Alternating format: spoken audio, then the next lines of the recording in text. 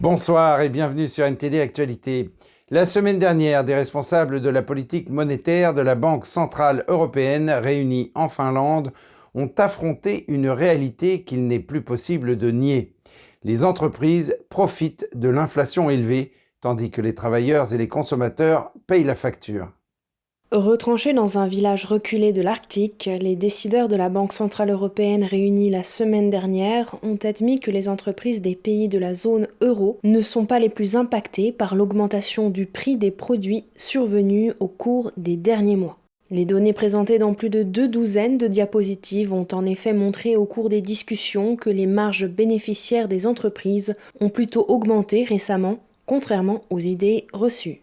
Ces derniers temps, la Banque centrale européenne a pour sa part réagi à l'inflation croissante en relevant les taux d'intérêt comme elle ne l'avait encore jamais fait depuis 40 ans, dans l'objectif de refroidir la demande, arguant du risque que la hausse des prix à la consommation fasse grimper les salaires et crée une spirale inflationniste. Paul Donovan, économiste en chef chez UBS Global Wealth Management, a déclaré qu'il était évident que l'expansion des bénéfices avait joué un rôle plus important dans l'histoire de l'inflation européenne au cours des 6 derniers mois. Il a ajouté que la BCE n'avait pas réussi à justifier ces augmentations dans le contexte d'une histoire d'inflation plus axée sur les bénéfices. Cette augmentation des taux au détriment des consommateurs et des salariés pourrait potentiellement susciter la colère du grand public.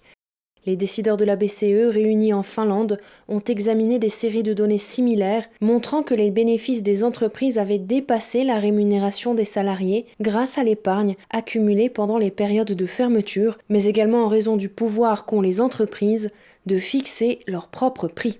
Notons que lors de la dernière crise inflationniste survenue dans les années 1970, près de 70% de la production économique bénéficiait aux salariés, alors qu'un peu plus de 20% correspondait à des bénéfices d'entreprise, selon les données d'Eurostat. À l'heure actuelle, la part qui revient aux employés est de 56%, alors qu'un tiers de la production sont des bénéfices. Selon les sources qui ont assisté à la réunion des décideurs de la BCE en Finlande, ces derniers ont examiné ces différences lors de leur retraite, mais leurs conclusions provisoires étaient assorties de réserves. La Russie s'efforce de remettre en cause la présence de la France en Afrique en utilisant des campagnes de désinformation et des opérations militaires. Le président français effectue une tournée en Afrique pour tenter de rattraper l'influence française perdue sur le continent. David Vives de NTD s'est entretenu avec un expert qui a déclaré qu'Emmanuel Macron était confronté à une lutte difficile. Moins de soldats et une présence réduite. Le président Emmanuel Macron a promis cette semaine une réduction du nombre de soldats français lors de sa tournée dans 4 pays d'Afrique centrale. Une initiative visant à contrer la montée du sentiment anti-français sur le continent. Le mois dernier, le Burkina Faso a expulsé les troupes françaises, mettant fin à un accord militaire qui permettait à la France de combattre les insurgés dans cette nation d'Afrique de l'Ouest, le dernier pays africain à rejeter l'aide de Paris. L'année dernière, la France a retiré ses forces du Mali, après que les autorités de ce pays ont commencé à collaborer avec des entrepreneurs militaires russes. Le groupe Wagner, soutenu par le Kremlin, s'est maintenant déployé en République centrafricaine. Il a été accusé de commettre de graves violations des droits de l'homme, mais devrait étendre sa présence en Afrique. Macron a déclaré que les nations africaines finiraient par ne plus faire appel au groupe Wagner, car elles verraient qu'il ne fait que semer la misère. Le rôle et la finalité est de protéger les régimes défaillants ou les putschistes, et au fond de n'apporter qu'une réponse sécuritaire à ces personnes, et d'avoir des comportements de prédation sur les mines, les ressources premières, voire de violence sur les populations, viol et autres. Tout ce que je dis là a été qualifié par des rapports successifs des Nations Unies et d'ONG. C'est ça le groupe Wagner. L'éditeur Éric Verhaeghe affirme que le Kremlin a une stratégie à long terme pour affaiblir la présence de la France sur le continent. Vladimir Poutine a compris que le français sera l'une des langues les plus parlées dans le monde en 2050 grâce à l'Afrique. Et donc la Russie a investi sur ses relations avec l'Afrique. Donc je pense qu'aujourd'hui, la crise en Ukraine, c'est aussi l'occasion de faire basculer l'Afrique dans le camp chinois, dans le camp russo-chinois, ou sino-russe si vous préférez, et les enjeux sont probablement là. Ce serait la première fois en plus de 50 ans que la France réduit sa présence militaire sur le continent et son implication dans la politique africaine. Macron a exhorté les entreprises françaises à investir en Afrique et à se montrer plus respectueuses en envoyant des cadres supérieurs négociés et non des cadres de second rang. Selon Verhaeghe, cet effort pourrait arriver trop tard, car l'élite française semble avoir d'autres priorités. L'Afrique s'est dépassée. Mais l'administration française est la première à dire « L'Afrique, ça coûte trop cher, l'Afrique s'est dépassée, l'Afrique ne sert à rien. Notre avenir, c'est l'Europe, la France, l'élite française, la classe dirigeante française a sciemment renoncé à sa présence en Afrique, à une présence intelligente en Afrique. » David Vives, NTD Actualité, Paris. Les agriculteurs des Pays-Bas subissent une pression croissante des autorités pour réduire la taille de leurs troupeaux. Après d'importantes protestations l'année dernière, ils semblent perdre la bataille. L'Union européenne s'est fixée pour objectif de réduire de 35% le cheptel dans les zones désignées.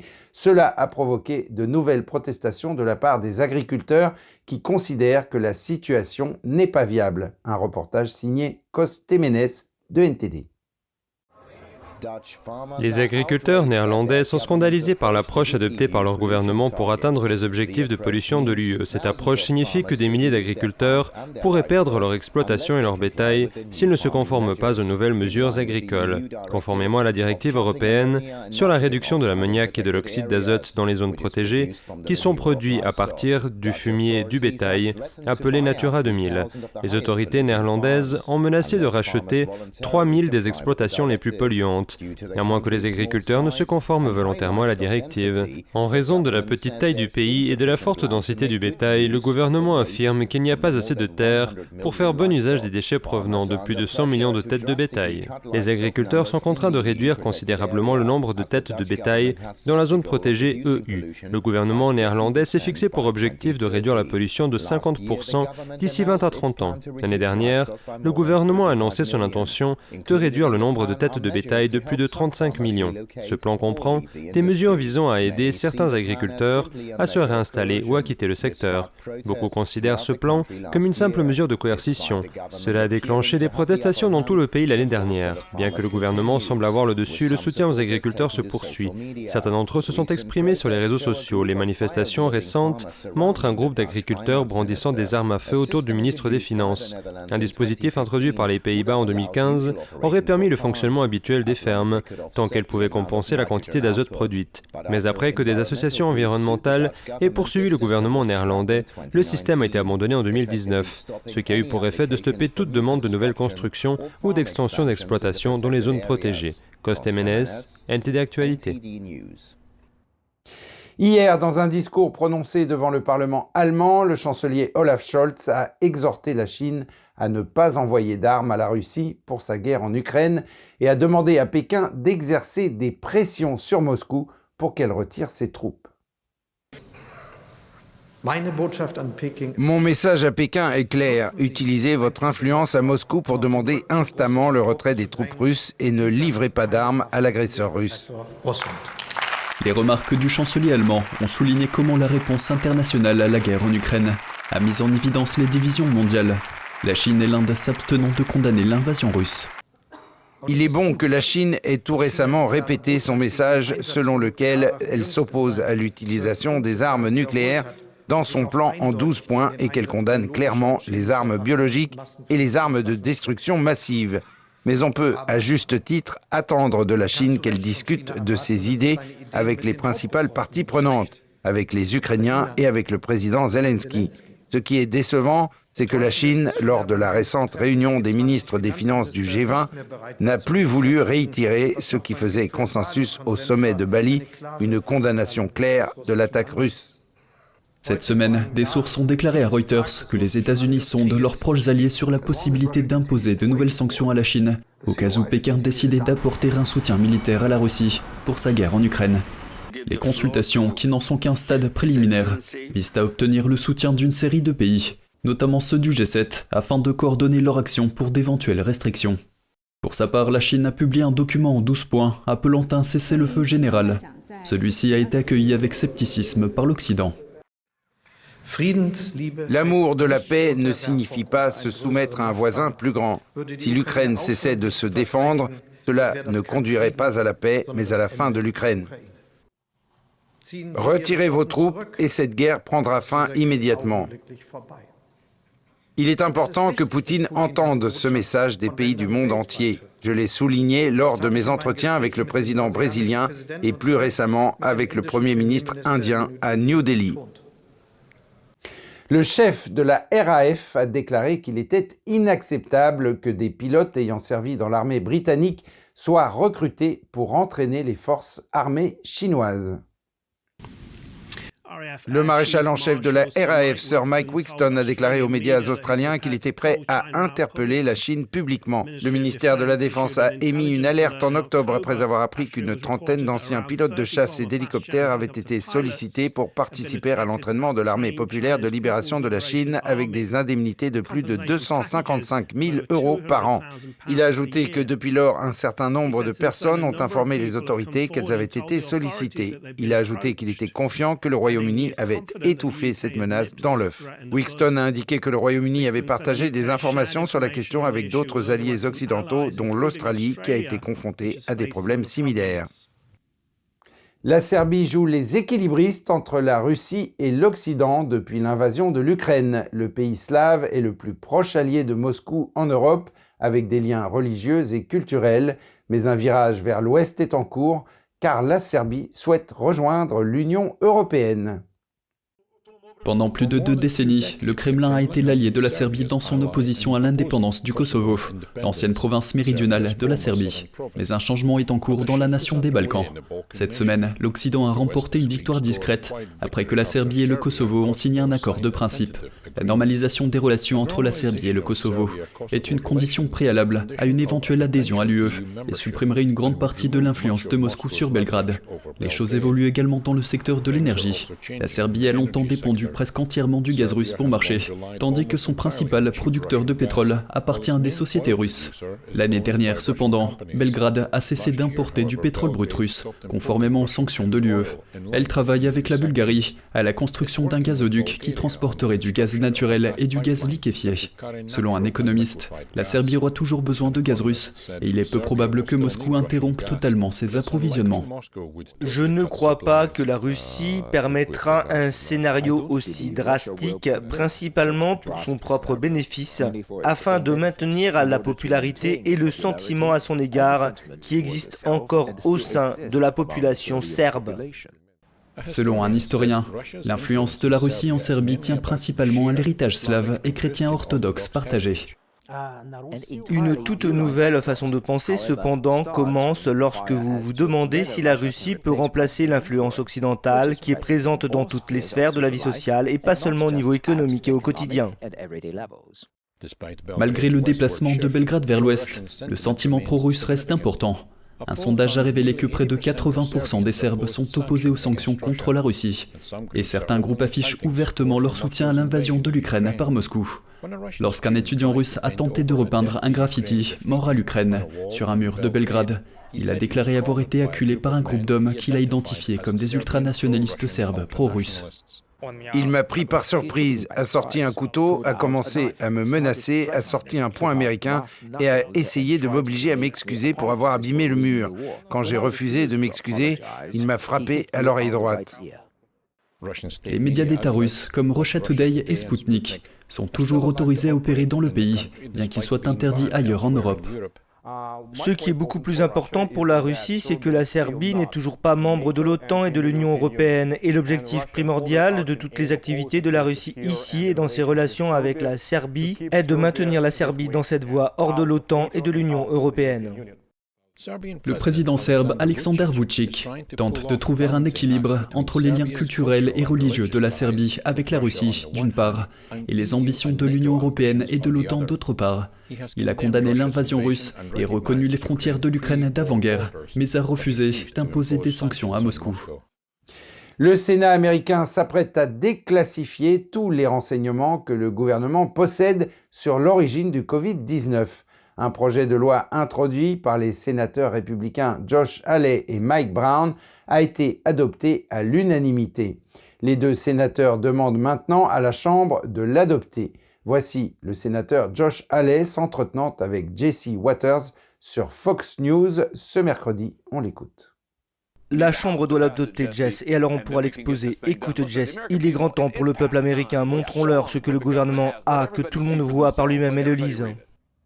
Le projet de loi s'appelle le COVID-19 Origin Act de 2023. Il vise spécifiquement à enquêter sur la possibilité que le virus ait fui d'un laboratoire à Wuhan, en Chine. Le sénateur démocrate Sherrod Brown a fait une demande de consentement unanime du projet de loi. Cette demande a été accordée sans objection. Le consentement unanime permet à un projet de loi d'être adopté sans vote enregistré. Le sénateur Mike Brown a écrit sur Twitter « La Chambre doit adopter ce projet de loi pour permettre au peuple américain de voir les faits ». Le projet de loi a été introduit lundi dernier après que le ministère de l'Énergie a conclu que la pandémie était très probablement due à une fuite dans un laboratoire. Le FBI est aussi arrivé à une conclusion similaire. Le projet de loi exigerait que l'administration Biden déclassifie toutes les informations en possession du gouvernement sur les origines les plus probables du Covid-19. Et un autre sujet brûlant maintenant, la lutte contre les prélèvements forcés d'organes. Les États-Unis prennent des mesures pour lutter contre les violations des droits de l'homme et les prélèvements d'organes forcés en Chine. Un projet de loi visant à lutter contre ce crime cautionné par l'État chinois a été adopté à l'unanimité par la Commission des Affaires étrangères de la Chambre des représentants mardi. Il est maintenant soumis à l'examen de la Chambre. Voici les dernières nouvelles. Le projet de loi est connu sous le nom de Stop Forced Organ Harvesting Act of 2023. S'il est adopté, il prévoit des sanctions à l'encontre des auteurs de ces prélèvements en leur interdisant l'entrée aux États-Unis et en bloquant leurs transactions financières sur le sol américain. Chris Smith, membre du Congrès, est le principal parrain du projet. Voici ce qu'il avait à dire.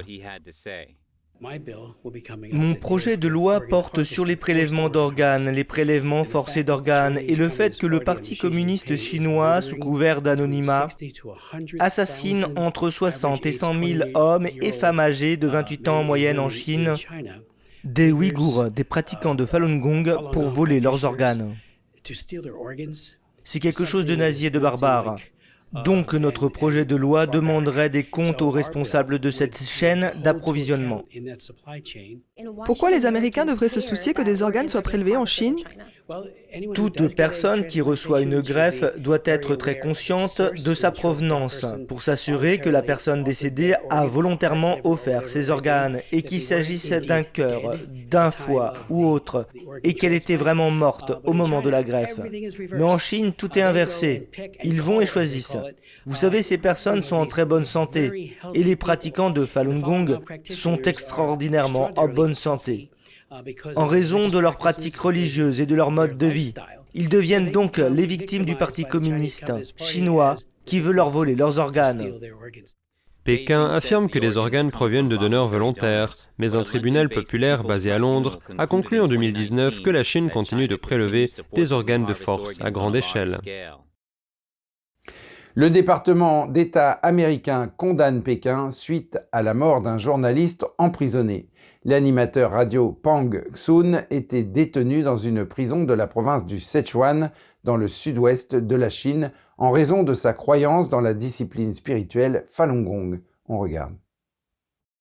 Pang Xun avait 30 ans lorsqu'il est mort en décembre de l'année dernière. La prison où il a été incarcéré est connue pour sa brutalité envers les pratiquants du Falun Gong. Cette méthode de méditation spirituelle est la cible d'une campagne de persécution menée par l'État chinois depuis plus de 23 ans. Avant d'aller plus loin, nous vous informons que certains peuvent trouver les images suivantes choquantes.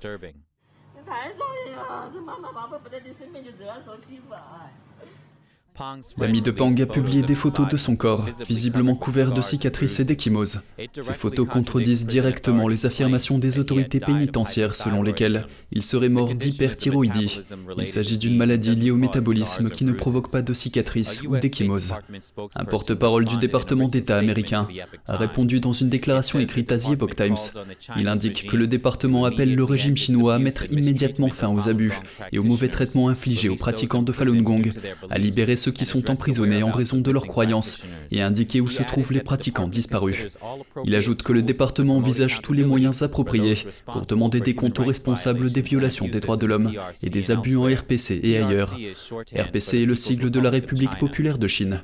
Jusqu'à présent, les États-Unis ont sanctionné 3 responsables chinois impliqués dans la persécution du Falun Gong en Chine.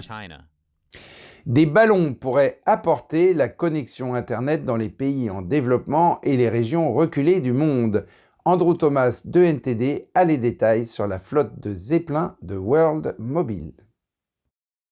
Selon World Mobile, ces AirNuts offrent la même couverture que 12 tours de télécommunications traditionnelles. Cela signifie également moins de sites de télécommunications et moins de câbles. Nous connectons des personnes non connectées et mal desservies. Il y a environ 2,5 milliards de personnes sur la planète qui ne sont pas connectées et pour l'instant il n'y a aucune solution crédible pour les connecter. Nous utilisons des aérostats et un réseau terrestre afin de pouvoir connecter les gens. Les ballons agissent comme une tour de télécommunication dans le ciel. World Mobile précise que les clients peuvent se connecter directement au ballon sur leur smartphone.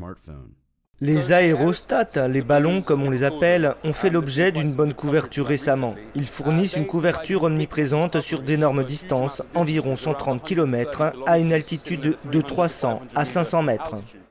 World Mobile utilise un réseau mobile hybride dans le ciel et au sol. Leur mission est de fournir un accès Internet à faible coût aux personnes vivant dans des zones reculées. Le concept a été testé à Zanzibar. Nous avons passé les 2 dernières années là-bas, peaufiné notre économie de partage et maintenant nous allons au Nigeria, au Kenya, au Mozambique et nous avons toute une liste d'attente de pays là-bas, mais nous sommes également présents aux États-Unis, au Royaume-Uni et en Asie, au Pakistan. Selon l'Union internationale des télécommunications, environ un tiers de la population mondiale n'était pas connectée à Internet en 2022. Andrew Thomas, NTD Actualité. Et la compagnie Shenyun Performing Arts poursuit sa tournée en France et en Europe avec son tout nouveau spectacle. La semaine dernière, les artistes se sont produits à la Cité des Congrès de Nantes durant 2 jours. Nous avons rencontré des spectateurs heureux et émerveillés à la sortie du spectacle. Ils ont tenu à remercier les artistes pour la qualité de leur travail ainsi que pour les valeurs traditionnelles qu'ils transmettent à travers la danse et la musique. Légèreté, générosité, tout est là.